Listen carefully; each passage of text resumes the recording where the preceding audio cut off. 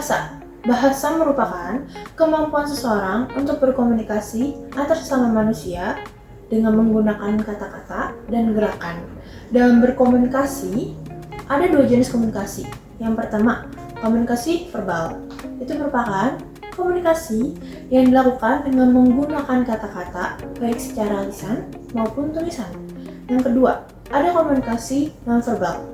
Komunikasi nonverbal merupakan komunikasi yang dilakukan dengan menggunakan bahasa isyarat atau bahasa tubuh tanpa menggunakan kata-kata.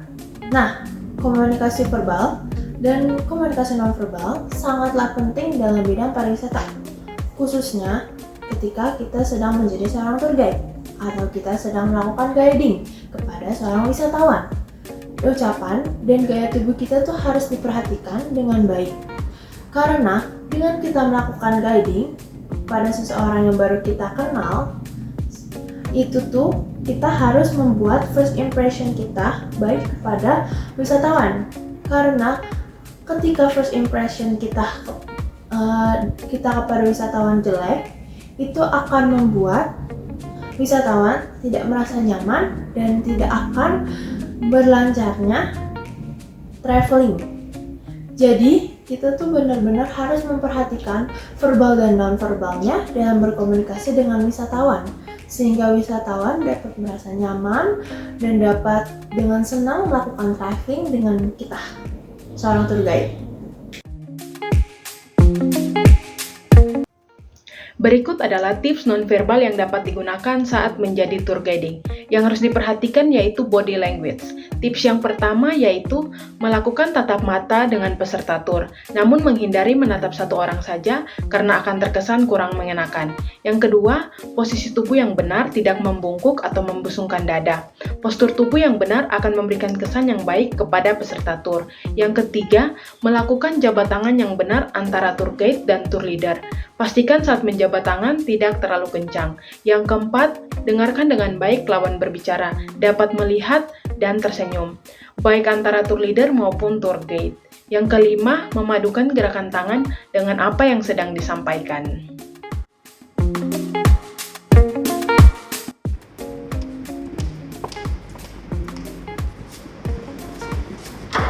Selamat datang, selamat masuk.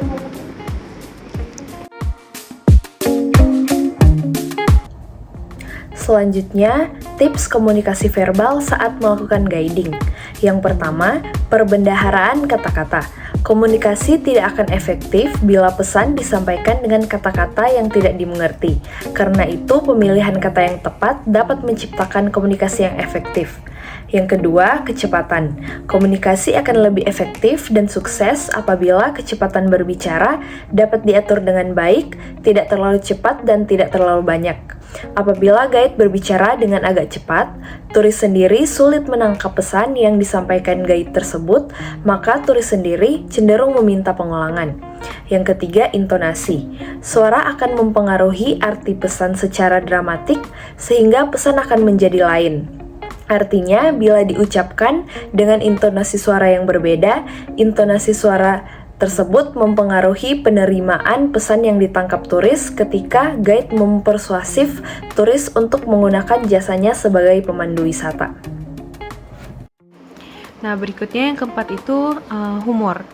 Jadi tertawa itu mempunyai hubungan antara fisik dan psikis. Dan juga harus diingat bahwa humor itu merupakan satu-satunya selingan dalam berkomunikasi.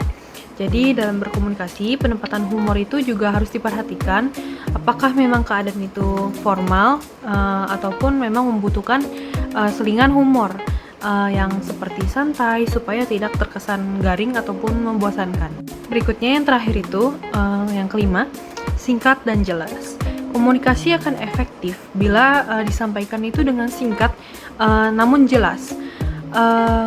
Kita bisa langsung menuju kepada pokok permasalahannya sehingga lebih mudah dimengerti.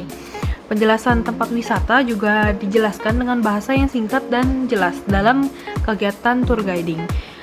Jadi penyampaiannya itu juga sesuai dengan fakta dan tidak bertele-tele hingga menimbulkan miskomunikasi.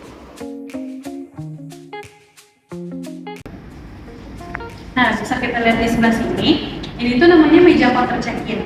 Nah, ini tuh biasanya dipakai oleh mahasiswa pariwisata untuk melakukan simulasi check-in seperti di bandara.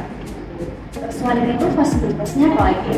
Jadi di lab ini itu ada fasilitas bus juga. Bisa kita lihat di sana?